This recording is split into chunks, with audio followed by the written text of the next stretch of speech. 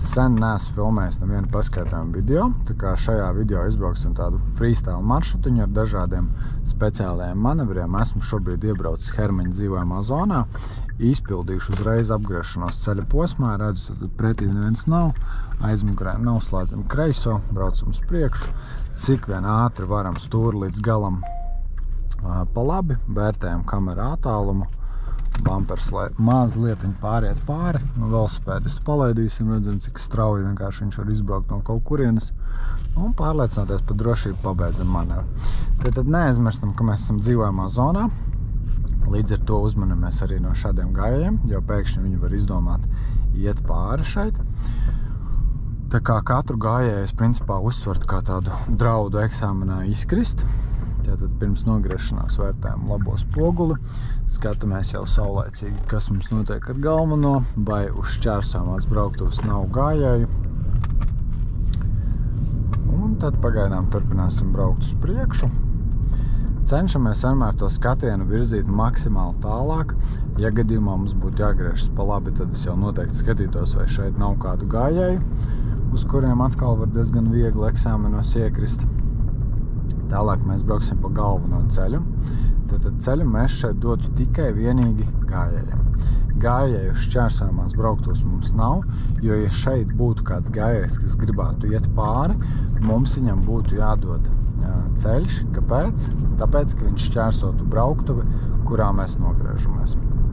Cenšamies arī, protams, eksāmenos braukt dinamiski. Tas ir diezgan svarīgi. Bet, protams, nepalaižam garām kaut kādas svarīgas zīmes, kā šeit mēs redzam, ir uzstādīts pagaidu 30. Tā mums būs jābrauc tātad laikus vērtēja spoguli. Pagrieziens, protams, arī atgriežoties atpakaļ, spogulis pagrieziens.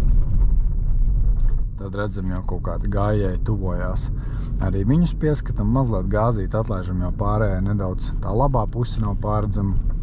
Tad mums ir velosipēdists, kurš mums jābrauc ar drošu intervālu. Tas ir vismaz kā minimums metrs, bet labāk vairāk vajadzētu. Pusotrs, es pat teiktu, jo lielāks, jo labāk intervāls. Un atgriežamies atpakaļ. Tad tagad mēs regulējumā, krustējumā brauksim pa labi, skatīsimies zīmes, vai mums tas ir atļauts. Pagaidām gan izskatās, ka aizliegts nav, jo tik pa laikam viss kaut kas mainās. Bet brauksim pa labi. Tad dzeltenā zīme, diezgan daudz viņu šeit jauc.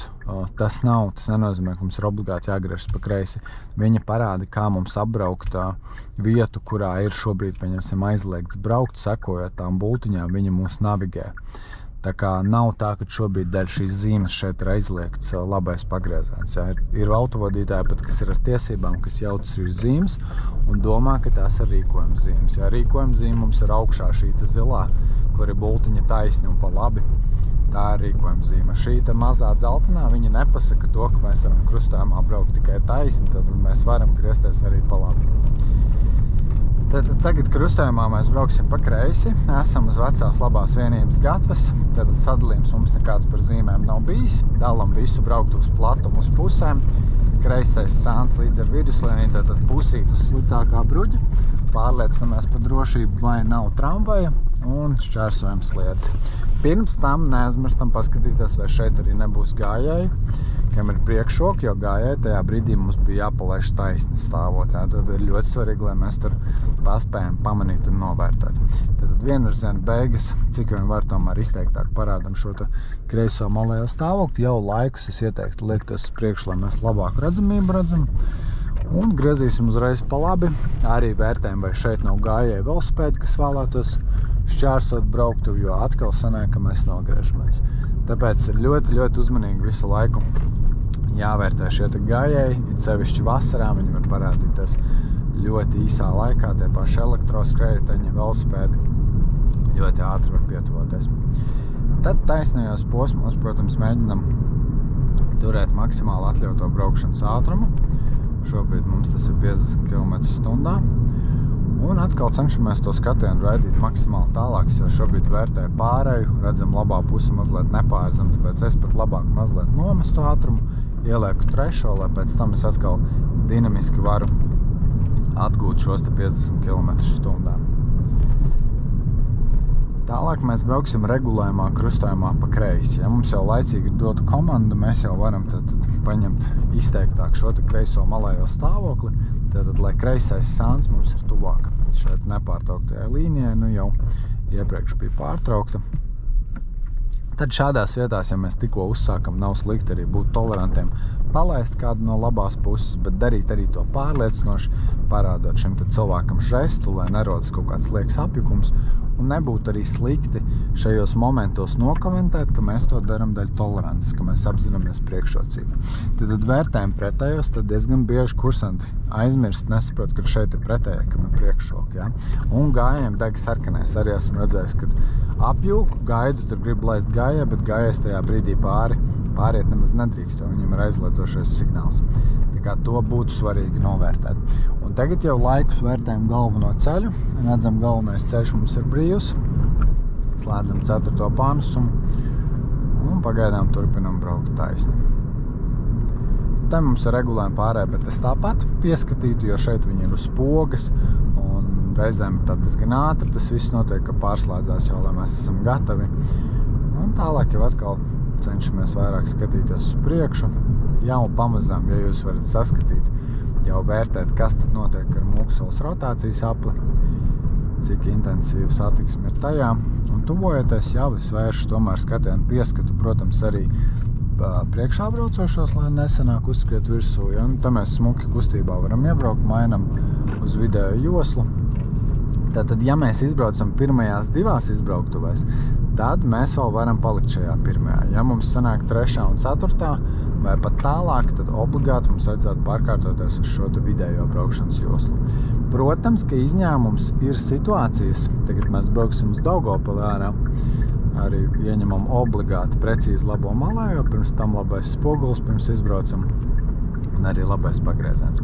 Bet paturpinot par to apli un to vidējo joslu, tad, protams, var gadīties situācija, ka viņš ir tik intensīvs, tas aplis, tik pilns ar mašīnām, ka mēs vienkārši nevaram nevienā brīdī pamainīt uz vidējo, un pēc tam jau praktiski nav vērts to darīt pirms izbraukšanas. Tad tādā brīdī, protams, viss būs kārtībā, uzņemam 70 šeit diezgan dinamiski, un pārkārtojamies jau lieliski iespēja. Tad, jā, pazaudēja mazliet to domu, tad var gadīties, protams, kaut kāda situācija, ka mēs nepaspēsim paņemt šo joslu, jo viņi tiešām būs aizņemti. Bet pieņēmēji, protams, skatīsies, vai tiešām tā situācija bija tāda. Nevis mēs vienkārši izdomājam, hei, tur ir aizņemts, ja, un tad es nevaru. Tā tas nestrādās. Ja. Viņš tiešām skatīsies, vai varēja vai nevarēja, un attiecīgi pēc tā vērtēs. Nobrauksim lejā uz Zaķuselu, tad laikus labais pagrieziens, mazlietiņš šeit mēs samazinam, tad šeit mēģinam intensīvāk spiest bremzi, jo kursanti te parasti diezgan bieži, tā kā ielido tajā pagriezienā. To darīt nevajadzētu. Tomēr viss atkarīgs, cik strauji jūs to izdarīsiet, bet tā noteikti tiks vērtēta kā kļūda. Brauksim pa kreisi krustojumā, un, ja tas ir tā ļoti izteikti strauji, tad es pieļauju, ka pat var dabūt pat rupju kļūdu. Šeit mēģinam laikus novērtēt, te arī mazliet nepārredzams dēļ koka. Labo pusi mēs redzam ir brīvs, jo tā, ka jūs jau aizbrauksiet tik tālu, pēc tam pat ir grūtāk novērtēt, tāpēc foršāk ir mācīties šādās vietās vērtēt to visu laicīgi. Tagad mēs apgriezīsimies pie pirmās iespējas. Te mēs drīkstam paņemt atkāpīt, jo dēļ ceļa apzīmēm sanāk ir pa vienai joslai katrā virzienā, ko nosaka šī viena nepārtrauktā līnija. Te mums ir pārāvums, līdz ar to šī arī ir tā pirmā vieta, kur mēs tad varam izpildīt apgriešanās manevru. Un ja mēs smuki esam paņēmuši atkāpi, jūs redzat ļoti labi un ērti to var izpildīt ar vienu kustību, un tas nesagādā nekādas problēmas. Arī raiti mēģinam atgūt ātrumu, pieskatam gājējus, jo redzam, kad ir pagaidu pārēja uzlikta. Un tagad mēs brauksim pa labi, tātad labais pagrieziens, sagatavoju otro pārnesumu, sajūgu jau palaižu vaļā pirms manevra, tad, lai mašīna mums ir stabilāka, jau laikus vērtē galveno, jau brauksim pa labi augšā. Un tad mums būs eksāmena mīļākā iekļaušanās, man liekas, kas vien var būt no šīs Zaķuselas. Te nekad nesteidzamies. Te es tiešām neiesaku mēģināt jums kaut ko saskatīt šeit, jo parasti tas visiem beidzās bēdīgi. Lielākajai daļai pieripinam, laikus pēc tam piestājam, sākam vērtēt, skatāmies, kur mums ir iespēja, kur mēs jau redzam, pēc Volvo būs iespēja, kur lēnītēm uzsākam kustību, jo nav šeit ļoti gara tā ieskaņa josla, un te jau kārtīgi pastiepjam otro pārnesumu, arī trešo, kur kārtīgi līdz 70, un tad jau mēs varam pārlikt uz 5, lai noturētu šos te 70 km. Nu tālūk, ļoti raiti novērtējām situāciju, ātri iekļāvamies, uzņēmām ātrumu, bet nesasteidzam lūdzu to Zaķusalu. Tiešām to iesaku nedarīt, tāpēc, ka pieredze rāda to, ka tomēr jums šis pieredzes trūkums ir pa maz, un tas pārsvarā viss beidzās ar diezgan nopietnām avārijas situācijām, kas, protams, eksāmenā ir beigas. Te laikus vienmēr samazinam ātrumu, neiekrītam, kursanti ļoti bieži iekrīt, un tad mēs turpinam Siguldas Daugavpils virzienu. Ja būtu 11. novembra Krasnava, tad mēs ņemtu labo malējo.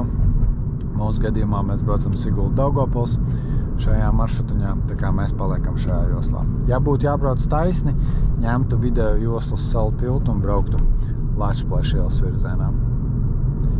Tad tiklīdz ceļi paliek estakādēs platāk, es vienmēr ieteiktu orientēties pēc šīs labās malas, lai mēs nenomaldamies, lai mums nepaliek neprecīzs stāvoklis. Nu, te pagaidām ir līnijas, līdz ar to ir vieglāk, bet rekurtulīt tās līnijas tālāk nebūs. Un tad jau daudzi šeit sāk ņemt pa vidu, bet lai gan te ir divas joslas, jo divas mašīnas stabili ietilps, kur mums Bembis rāda labu piemēru, kā šeit nevajadzētu braukt, jo pilnīgi mierīgi jūs kāds var pa kreiso pusi apsteigt. Un ja jūs šādā veidā viņam uzgriezīsiet virsū, tad, protams, pie sadursmes būsiet vainīgi jūs. Tad iekļaušanās Krastēlā, laikus vērtējam. Es ieslēgšu pat trešo pārnesumu, lai man ir lielāka jauda šajā gadījumā. Uzrauju īsā laikā šos 70 un ieslēdzu 5. Kā ļoti īsā laikā uzņēmu 70 km/h, vieglāk ir šādā veidā iekļauties, bet ir jāprot, protams, ja jūs no 4. uz 3. pārējat, jāprot ir smuki atlaist sajūgs, paralēli iedot gāzīt, tad viņu piespēlēt, lai šī visa pārslēgšanās uz šo 3. pārnesumu ir tāda, patīkama, lai nav tur tāds straušs riebīgs rāviens. Un tikko arī šķērsojam pie iesnieku, uz kuru arī parasti kursanti krīt iekšā, aizskatās uz visām zīmēm, uzņem tos 70 un beigās nepaspēja laikus sabramzēties. Tā kā esam Krastēlā ļoti uzmanīgi, sekojam līdzi rūpīgi šīm zīmēm, ieteiktu arī pat Google Maps Street View vienkārši izsteigāt, lai jūs samācaties, lai jūs zinat, tāpēc, ka pieredze tomēr atkal rāda to, ka aizmirst kursanti nav tik daudz braukuši, praktizējuši to Krastēlu un uz tiem ātrumiem, kas ir samērā tādas vienkāršas lietas, arī krīt iekšā. Tad tagad mēs nogriezīsimies pa labi, pēc tam mums būs vēl viena iekļaušanās, tad es jau laikus vērtēju labo spoguli un iegriežos šeit, mums tad mēs redzam ir 50 km/h. Paliekam labajā joslā. Un tālāk, kur mums jau redzam, mums ir vietiņa, kur mums ir atkal jādod ceļš tiem, kas tuvosies no kreisās puses, līdz ar to mēs viņus vērtējam, skatāmies, redzam, viss ir kārtībā. Un pamazām jau jūs tālāk zināt, ka mums būs jāiekļaujas. Es jau šobrīd sāktu vērtēt, kas notiek ar tuvāko joslu. Nevis gaidīt, kad es būšu kaut kur beigās, bet jau šobrīd saprastu, cik liela ir satiksmes intensitāte. Novērtētu, kur ir 70. Atkal es smuki salaižu, ielieku 3, iedodu gāzīti, uzrauju īsākā laikā šos 70, pārliecinos vēlreiz par drošību, gan spoguli, gan pār plecu, lai es zinu, ka aklajā zonā tiešām neviena nav. Un raiti dinamiski iekļaujos. Tagad pārkārtosimies uz video joslu, jo mēs brauksim uz Akropoli. Un Akropolā mēs izmēģināsim arī perpendikulāro parkošanos. Un ar to mēs arī beigās video noslēgsim. Tad atkal ievērojam šos 50 km/h. Tad kaut kādā brīdī mainīsim uz kreiso joslu.